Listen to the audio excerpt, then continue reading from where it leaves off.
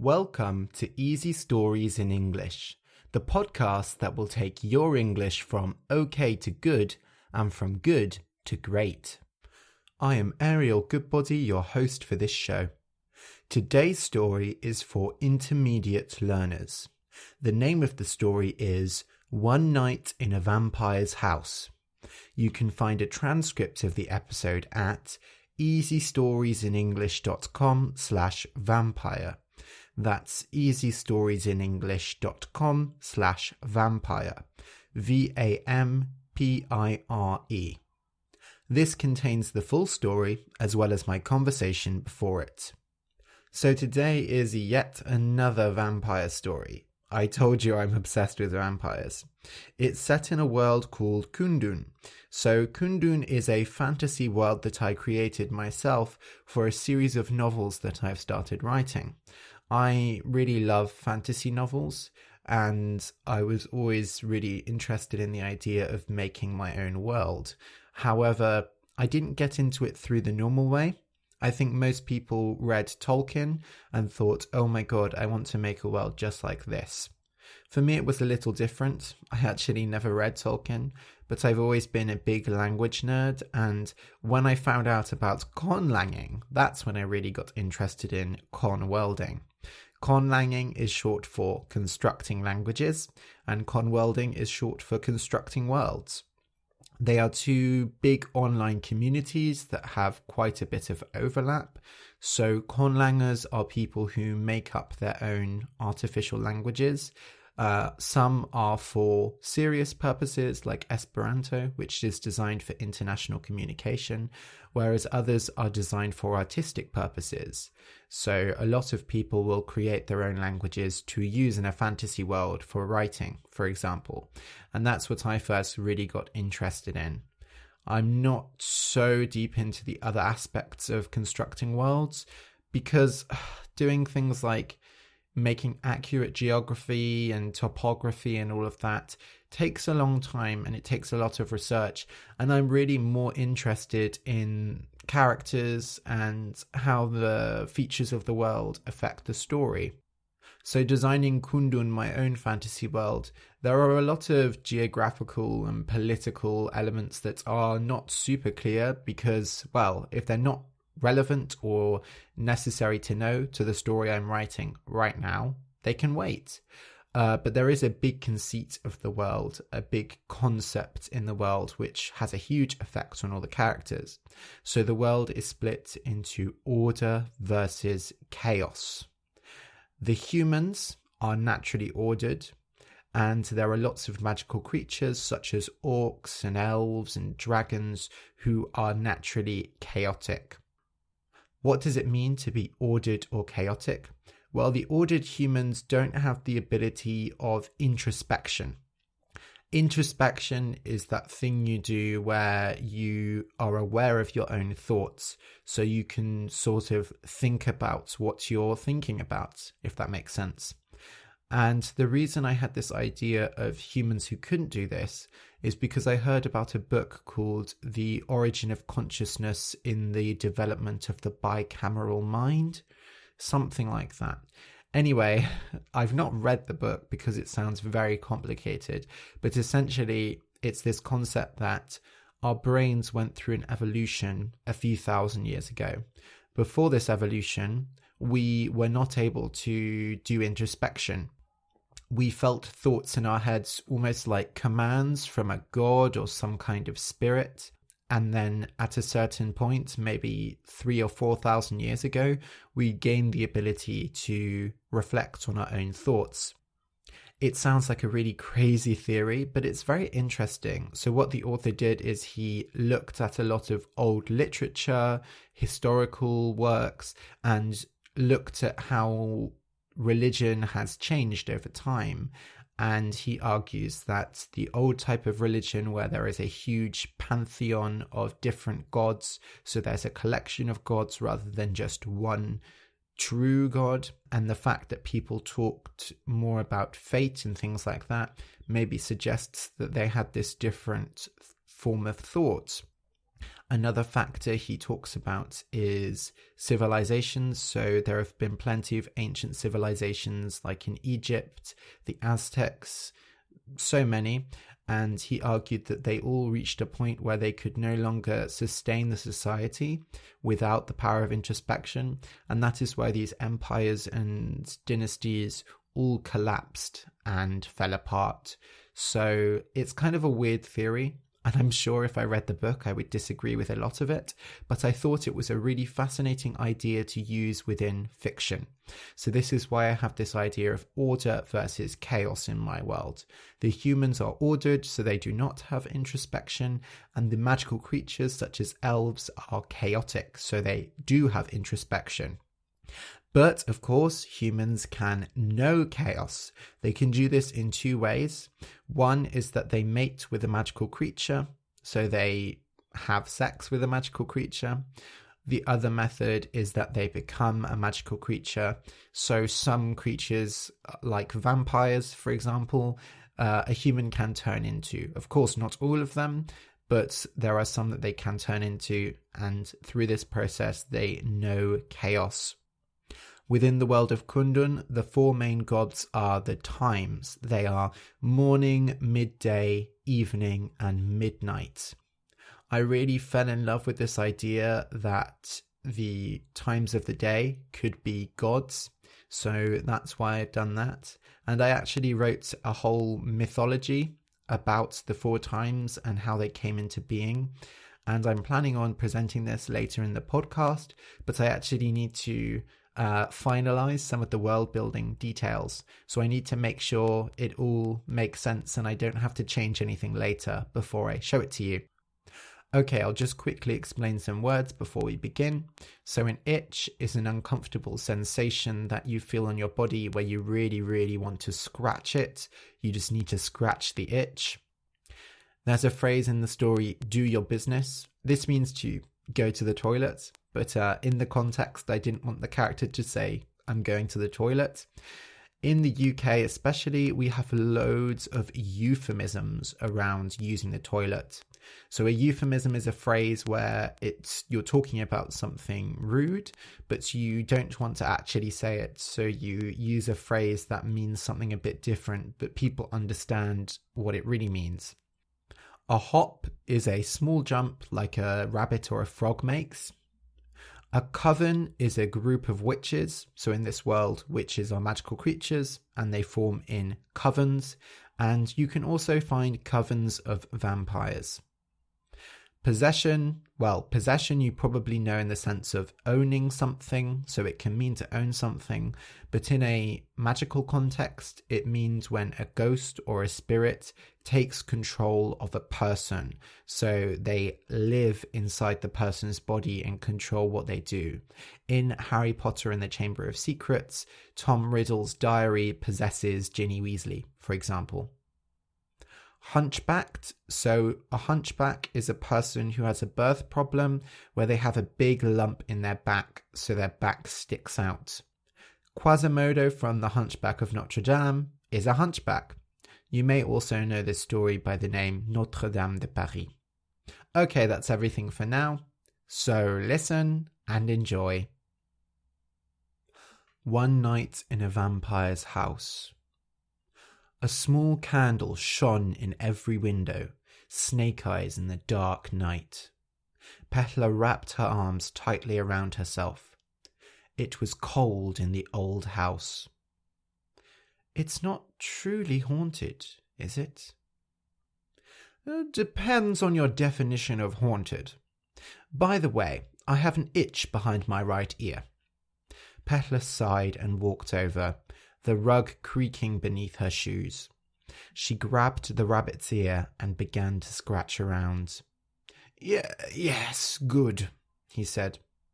You know, I think a vampire once lived here. Rowie, you always do this. Either a vampire lived here, or that's a wine stain. He gestured with his ear at the far corner of the rug. It was stained a deep red. Petla pulled her hand away. I didn't say for you to stop.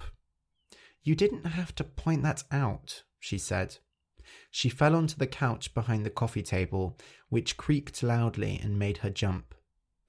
"It was probably just put there to frighten people," she said. Rawi didn't respond. Pehla got up and went to one of the bookcases. "Can't be a vampire," she said. "Half the books here are about how to kill them." "Perhaps it was a vampire with a very poor sense of survival." Pehla snorted and opened her mouth to tell Rawi just how silly she thought his little joke was when one of the candles by the window went out. "Rawi, did you do that?" "Evidently not," the rabbit said, looking offended. "Do you think if I do my business in the fireplace, an imp will jump out and bite me on the nose?" "Rawi, don't." But the rabbit was already hopping over, and once he had finished his business, the second candle went out. "This isn't funny," Pehla muttered. She picked up a small glass orb from the table and held it tight. It was strangely warm. They did mention a coven in the village. A coven is usually witches, right? That was why she'd initially been eager to go into the house. She was a novice spellcaster herself.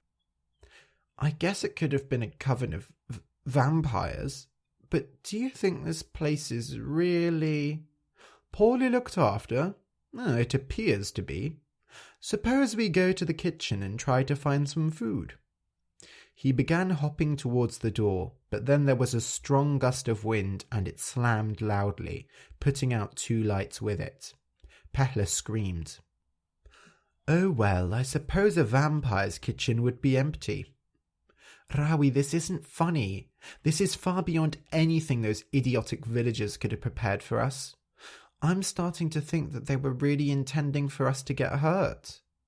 "Starting to think?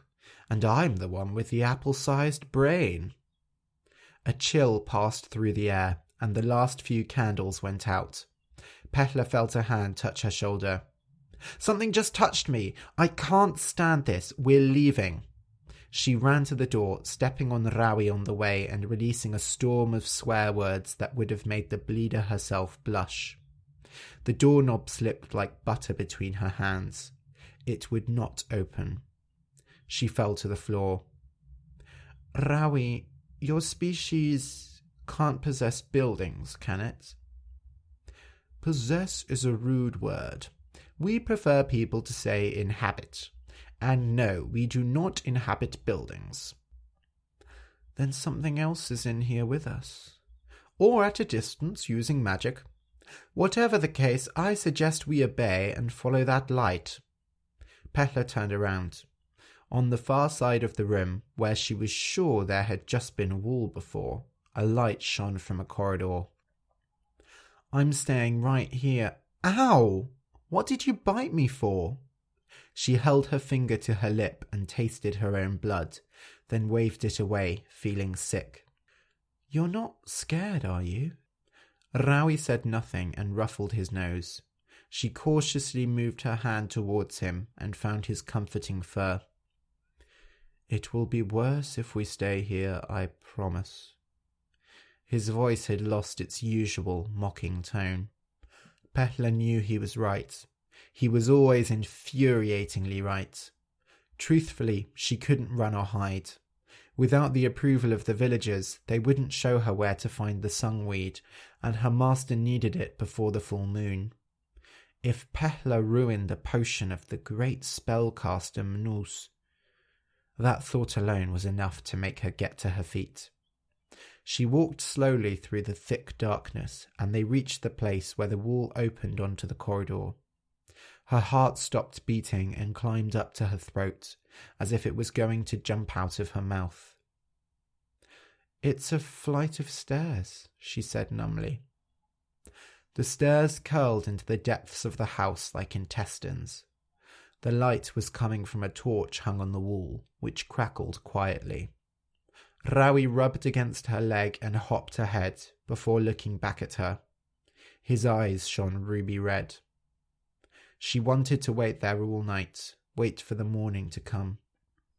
It felt like time had stood still, and until she went down those stairs, she would be trapped forever in her own fears. She looked behind her to the windows. She could break one open with a book. They were too high up to jump out, but she could shout for help, and then be laughed at and sent empty-handed out of the village. Her face flushed red just thinking about it. No, she wasn't going to back down. She stepped forward. The wood did not creak as she expected. It was covered in a thick layer of spiders' webs that muffled all sounds. It felt like the webs were being spun inside her own ears. Everything, her heartbeat, the crackle of the torch, Rawi's squeaks, sounded muffled and distant. Rawi jumped a few steps ahead of her and disappeared into the blanket of webs. They turned the corner and the staircase descended into darkness below. Her feet moved 1, 2, 1, 2 down the steps. Snow crunched beneath her feet. It was snow, wasn't it? So why wasn't she cold? As if in response to her thought, a chill wind blew towards her. She wrapped her cloak tighter around herself. The hunchbacked man limped ahead of her. His cloak brushed the powdery snow. How she hated him.